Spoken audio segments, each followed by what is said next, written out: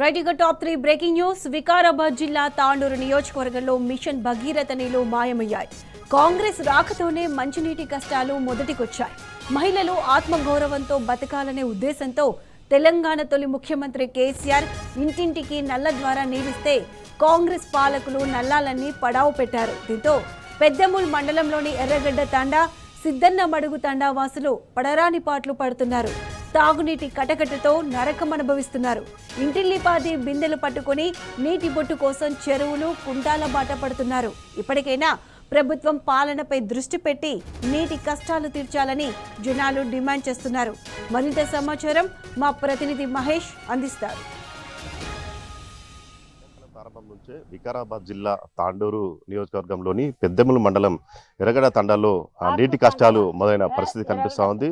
ఇక్కడ గత కొద్ది రోజుల నుంచి కూడా అటు నీటికి సంబంధించి వీళ్ళు పలు నిరసనలు కూడా చేపట్టిన పరిస్థితి కనిపిస్తుంది. అయితే మిషన్ భగీరథ నీరు రాకపోతే వీరికి తమకు నీరే లేదంటూ కూడా వీరంతా చెప్తున్న పరిస్థితి కనిపిస్తుంది. మనతో పాటు గ్రామస్తులు ఉన్నారు, వారిని అడుగుదాం. మరి చెప్పండి, మీ దగ్గర ఎట్లాంటి సమస్యలు నీటికి సంబంధించి? మాకు నీళ్ళు ఉంటేనే అని సార్, నీళ్ళు కావాలి మాకు.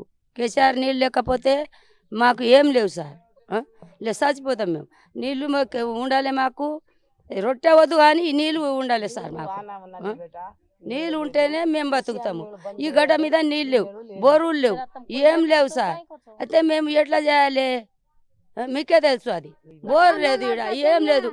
ఆ గుట్టల కూడా పోతే కూడా వాగల నీళ్ళు లేవు. మేము ఎక్కడికెళ్ళి తాగాలి సార్? మాకు ఏమున్నది అని మేము చేయాలి? ముసలి ఎట్లా అవుతారు, పిల్లలకు ఎట్లా బతకాలి మేము? మాకు నీళ్ళు కావాలి ముందు సార్. రొట్టెలు వద్దు, ఏం వద్దు కానీ నీళ్ళు ముందు కావాలి. ఇప్పుడు ఎన్ని రోజుల కోసం వస్తున్నాయి నీళ్ళు? ఇప్పుడు ఎట్లా ఉంది? రోజు తప్ప రోజు వస్తున్నాయా? రోజు ఎట్లా ఉంది నీళ్ళు? రెండు కడవలు ఒక్కొక్క నాడు వస్తుంది. 8 దినాలు రాదు, 2 దినాలు వస్తాయి, 3 దినాలు వస్తున్నాయి. ఎట్లా తాగాలి మేము? ఏం ఎక్కడికెళ్ళి తాగాలి? బోరు ఉంటే బోర్లోకి వెళ్ళి తాగాలేనా మేము? ఏం లేవు. ఏం చేయాలి సార్? మేము ఏం గుట్ట పోయి ఏడన్నా సవాలేనా? చెప్పండి, మీకు ఎట్లా ఉంది నీటి కష్టాలు? సారు, మాకు నీళ్ళది పరపులో ఉంది ఈ గడ్డ మీద. ఎందుకంటే మేము గుట్టలో పోవాలంటే గుట్టలో అన్నీ ఎండిపోతుంది. మేము పెద్ద మనుషులము, మాకు ఇప్పుడు శాతగాకొచ్చింది. మాకు నీళ్ళు కావాలి సారు. మాకు అన్ని పనులు కావాలి. ఇప్పుడు మొక్కల నొప్పి, మా మొక్కల నొప్పి, మాకు దిగాలి ఎక్కాలి అంటే మా నుంచి కాకొచ్చింది. మాకు నీళ్ళు కావాలి సారు. వాగుల గిట్ట ఎండిపోతుంది.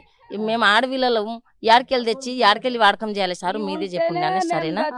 చెప్పండి అన్న, ఈ గ్రామంలో ఈ తండాలో ఎట్లాంటి సమస్యలు నీటికి సంబంధించి ఎట్లా ఉంటుంది? మా గ్రామంలో ఎటువంటి నీటి సోర్స్ లేదు.